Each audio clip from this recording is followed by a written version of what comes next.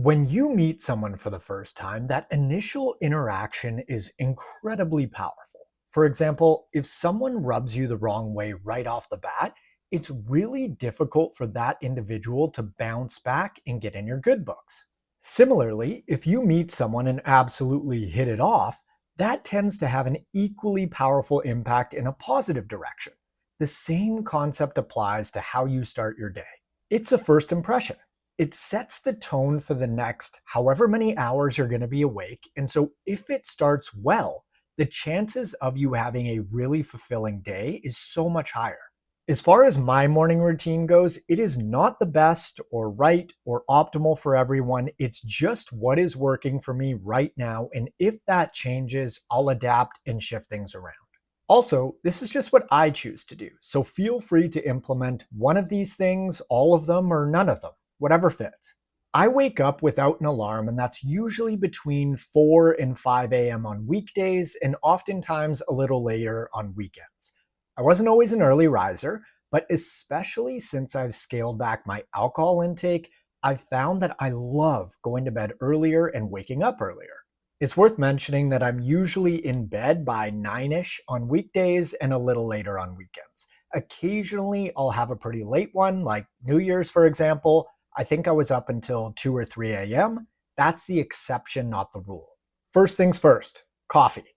I get that stuff brewing ASAP and I let it do its thing while I meditate for 10 minutes. I did a 10-day silent Vipassana meditation retreat over 20 years ago now, and I've been meditating regularly ever since then.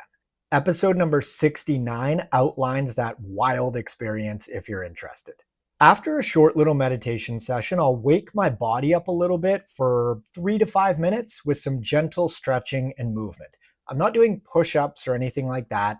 It's more so reaching down and touching my toes, sitting on my heels and stretching my quads, doing some CARs or controlled articular rotations, basically just getting the blood flowing for a few minutes, being that I've been still all night long. After that, I journal for about a half hour, sometimes longer if I'm really feeling it, or if I have something specific that I'm working through. Journaling has honestly changed my life. I find it so enriching. It's an incredible way to check in with myself. And the beautiful thing about journaling specifically is that I find it so seamless to be completely honest about anything and everything. It's for me and no one else. And so it's just really nice to be able to provide myself with that outlet to touch on whatever is on my mind and my heart. There's a lot of gratitude mixed in there too, because I am a firm believer that gratitude is a game of noticing.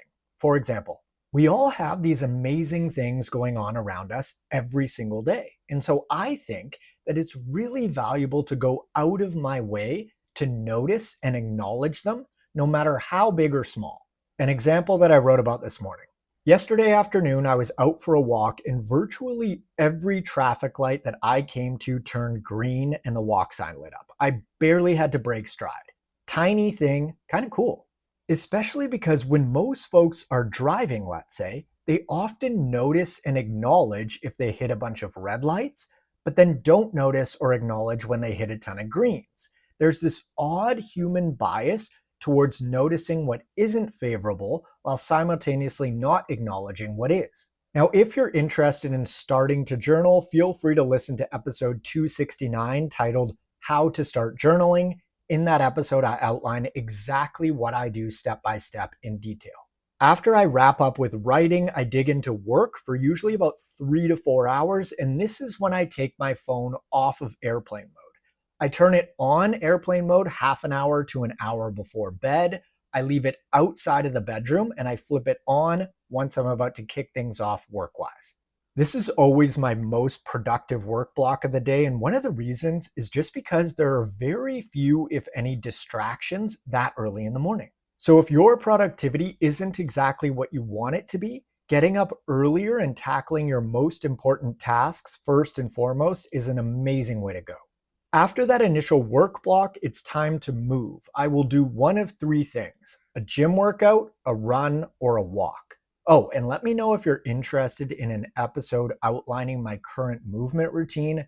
I'd be happy to put that together for you. After I mix in some movement, I'll shower up, have something to eat, and get into some more work.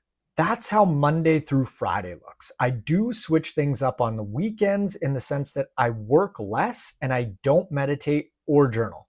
I'll get up, have coffee, stretch, work for a few hours, move, and then the rest of my day is usually wide open to just flow. If you're interested in implementing a specific morning routine, here are a few key principles that I think are helpful to keep front of mind. One, your morning routine starts the night before via getting good sleep. Because if you don't get quality sleep, it's just way tougher to build momentum in the morning. The second principle is that we always have time for the things that we do first. And having a little morning routine that consists of your top priorities just makes it so much more likely that you fit them in. The third principle is that you can do just about anything that you want to do. You just can't do everything that you want to do, meaning we can't be in two places at once. And so managing our time becomes a game of trade-offs. For example, staying up late and waking up early just doesn't work. You can't have both. Losing fat and crushing pizza and ice cream every day also doesn't jive. There's a mismatch there. Saving money and spending it frivolously doesn't add up. You got to choose. Another thing to note is that you already have a morning routine.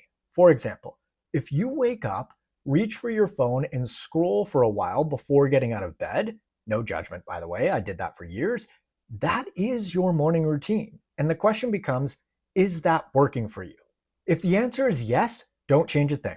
But if you find that you'd prefer to have a different first impression, you can try changing things up.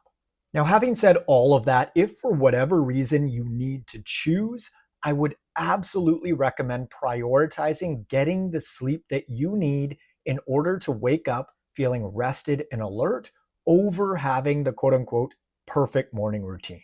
Sleep is way more important. If you found this episode useful, feel free to share it with a friend, or if you haven't already, it would be awesome if you reviewed the pod on your favorite podcast platform, as reviews help us reach more folks with this stuff. I'll catch you next week.